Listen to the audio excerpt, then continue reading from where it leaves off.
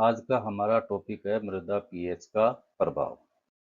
इसी टॉपिक में हम समझेंगे कि मृदा पीएच सूक्ष्म जीवों पर, पौधों की वृद्धि पर, मृदा के भौतिक गुणों पर और पोषक तत्वों की उपलब्धता पर किस प्रकार अपना असर डालती है।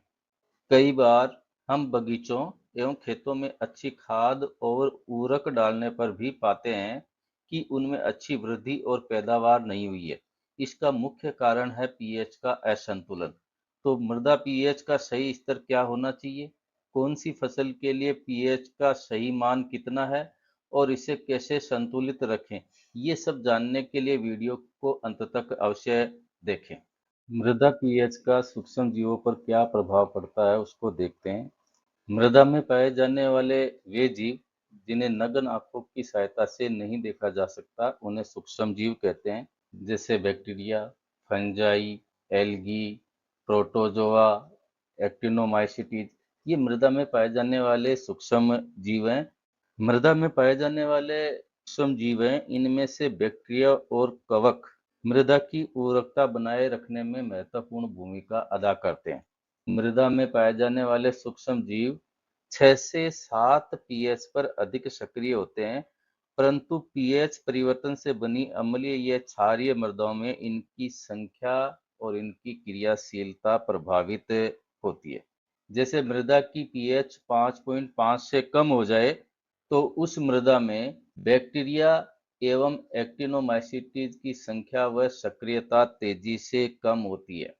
इसी पीएच पर कवक की संख्या व सक्रियता अधिक हो जाती है। अम्लीय माध्यम में जीवांश पदार्थों का विच्छेदन का जो कार्य है वो ये कवक ही करता है। यानी कहने का तात्पर्य यह है कि मृदा में पाए जाने वाले सूक्ष्म जीव मृदा के उपयुक्त पीएच परास पर अपनी सक्रियता दिखाते हैं। विभिन्न प्रकार के सूक्ष्म जीव मृदा की भिन्न भिन्न पीएच परास पर सक्रियता से कार्य करते हैं। तो जानते हैं कि इन सूक्ष्म जीवों के लिए पीएच का मान कितना श्रेष्ठ है, कितना रहना चाहिए। जैसे बैक्टीरिया, एजोबैक्टर एवं ब्लू ग्रीन एल्गी, इनके लिए मृदा का उपयुक्त पीएच का मान होना चाहिए 6 से 7.5।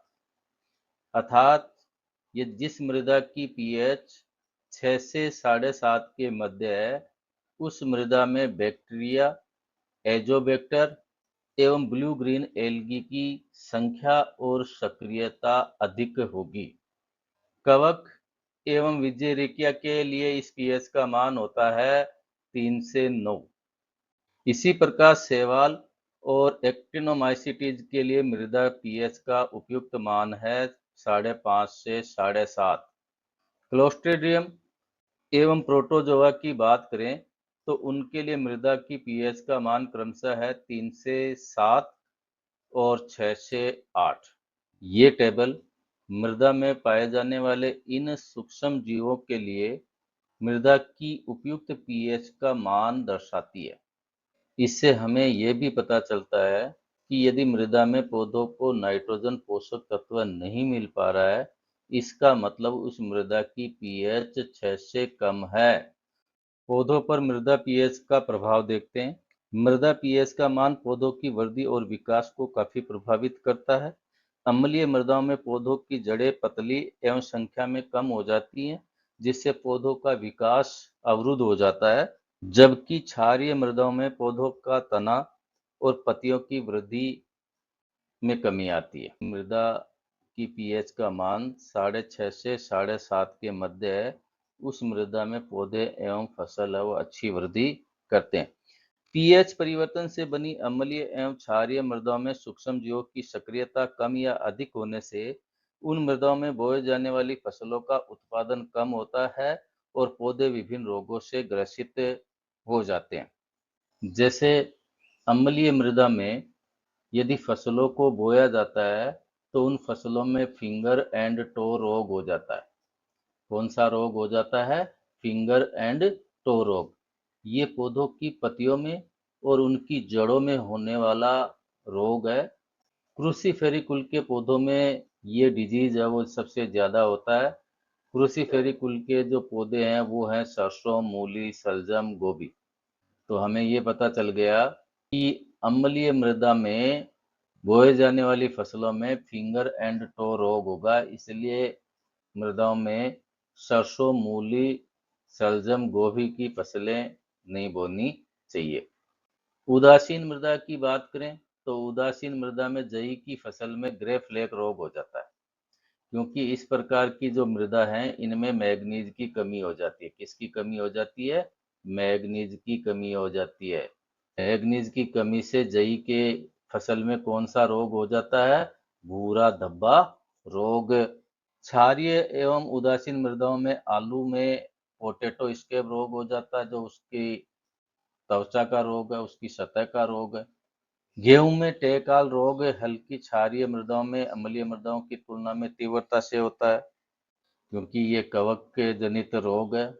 घास अम्लीय मृदाओं में सबसे ज्यादा वृद्धि करती है, तो अम्लीय मृदा में जिस फसल को बोएंगे उस फसल को पोषक तत्व कम मिलेंगे। घास अधिक पोषक तत्व है और जल को अवशोषित कर लेगी। कहने का तात्पर्य ये है कि मृदा की उचित पीएच पौधों की वृद्धि एवं विकास के लिए और फसल के उत्पादन के लिए आवश्यक है।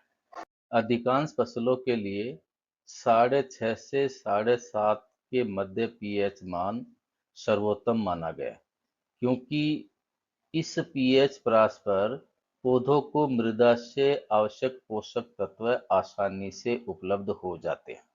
यदि मृदा की पीएच में अत्यधिक कमी हो जाए या वृद्धि हो जाए तो पौधों को पोषक तत्व प्राप्त होना कठिन हो जाता है। विभिन्न फसलों के लिए उपयुक्त मृदा पीएच का मान पता होने पर उस फसल का उत्पादन बढ़ाया जा सकता है। देखते हैं विभिन्न फसलों के अच्छे उत्पादन के लिए मृदा की पीएच का मान कितना होना चाहिए। गेहूं, जौ एवं मक्का, इनके लिए मृदा की उपयुक्त पीएच का मान है 6 से 7.5। जिस मृदा की पीएच 6 से 7.5 है, उस मृदा में गेहूं या जौ या मक्का बोएंगे तो हमें पैदावार अच्छी मिलेगी। धान के लिए उपयुक्त मृदा पीएच का मान है 4.5 से 8.5 और मूंगफली के लिए ये मान है 5.5 से 6.5 और जई के लिए ये मान है 5 से 8। टेबल के अंदर हमें ये जो फसलें हैं इन फसलों के लिए मृदा के उपयुक्त पीएच का मान दिया हुआ है। फसलों के उपयुक्त पीएच का मान पता होगा तो उस फसल का उत्पादन बढ़ाया जा सकता है। कुछ और फसलों के लिए है वो मृदा पीएच का मान देखते हैं। बरसीम एवं गन्ने के लिए उपयुक्त पीएच होनी चाहिए 6 से 8। इसी प्रकार मटर, चना, मसूर और कपास की खेती के लिए मृदा की उपयुक्त पीएच का मान होना चाहिए 5.5 से 7। आलू व चाय के लिए होना चाहिए 4 से 6। एक अच्छे किसान को फसल उत्पादन के लिए फसल एवं उसके लिए आवश्यक मृदा पीएच का पता होना चाहिए। अम्लीय मृदाओं को सुधारने के लिए उसमें चूना मिलाया जाता है, जबकि क्षारीय मृदाओं में जिप्सम मिलाया जाता है। पीएच का मान मृदा के भौतिक गुणों को किस प्रकार से प्रभावित करता है उसको देखते हैं। मृदा के वे गुण जिन्हें देखकर, छूकर पता लगा सकते हैं उन्हें भौतिक गुण कहते हैं। मृदा के कणों की संरचना, जल धारण क्षमता तथा वायु संचार ये प्रमुख उसके भौतिक गुण है। पीएच 7 पर मृदा के भौतिक गुण है वो सबसे अच्छे होते हैं, परंतु पीएच परिवर्तन से मृदा के भौतिक गुणों में परिवर्तन स्पष्ट रूप से देखने को मिलते हैं। पीएच परिवर्तन पर मृदा के भौतिक गुणों में परिवर्तन देखें तो पहला परिवर्तन है मृदा कणों के मध्य रंध्रावकाश कम होना। मृदा पीएच परिवर्तन से मृदा के कण महीन हो जाते हैं, जिससे मृदा कणों के बीच में रंध्रावकाश कम हो जाता है। दूसरा प्रभाव है वातायन का कम होना।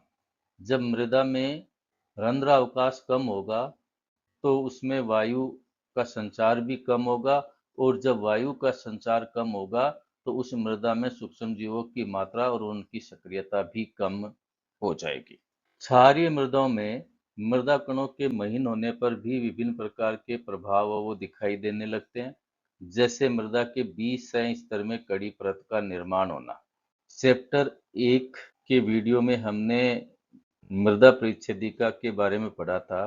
बीज सह स्तर को निक्षेपित या संचयित सह स्तर के नाम से जाना जाता है, क्योंकि इस सह स्तर में ए सह स्तर से मृत्तिका, लोहा एवं एल्यूमीनियम के ऑक्साइड निक्षालित होकर एकत्र होते हैं और जब मृदा के कण बारीक हो जाएंगे तो बीज सह स्तर में उपस्थित मृत्तिका, लोहा एवं एल्यूमीनियम के ऑक्साइड जमकर कड़ी परत का निर्माण करते हैं, जिससे सॉइल प्रोफाइल में चेंजेज आते हैं।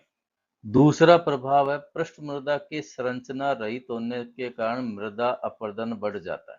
पृष्ठ मृदा मृदा की सबसे ऊपरी सतह है जिस पर हम खेती के समय औजार मशीनरी चलाते हैं। मृदा के कणों के बारीक होने से ये संरचना रहित हो जाती है और संरचना रहित हो जाने के कारण इसका अपरदन है वो होने लग जाता है।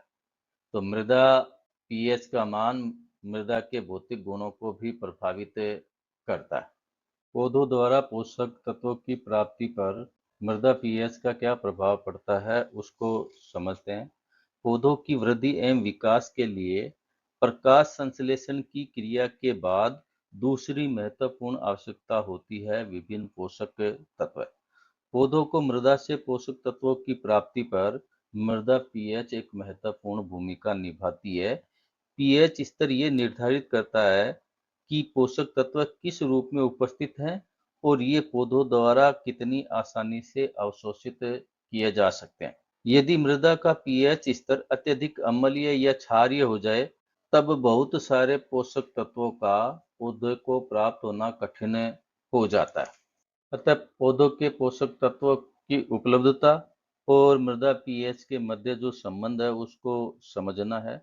जैसे पीएच प्रास 6.5 से 7.5 है, तो इस पीएच पर पौधों को प्राथमिक पोषक तत्व और द्वितीयक पोषक तत्व अधिक मात्रा में मिलेंगे।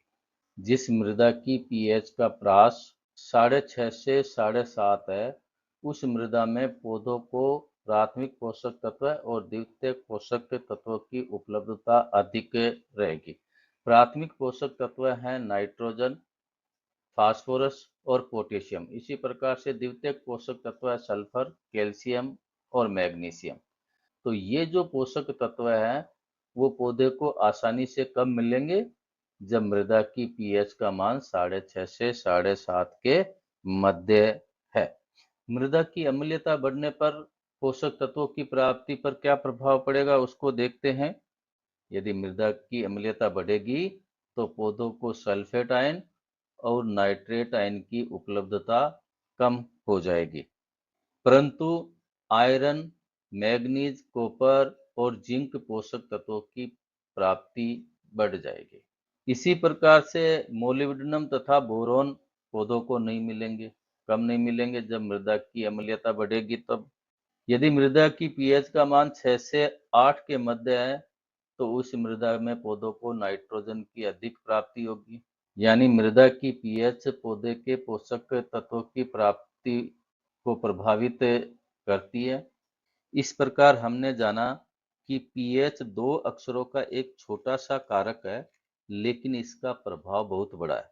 यह न केवल सूक्ष्म जीवों और पौधों की वृद्धि को प्रभावित करता है, बल्कि मृदा की गुणवत्ता और पोषक तत्वों की उपलब्धता को भी प्रभावित करता है। आज के वीडियो में इतना ही। यदि वीडियो अच्छा लगा है तो वीडियो को शेयर एवं लाइक करें तथा चैनल को सब्सक्राइब करना ना भूलें। धन्यवाद।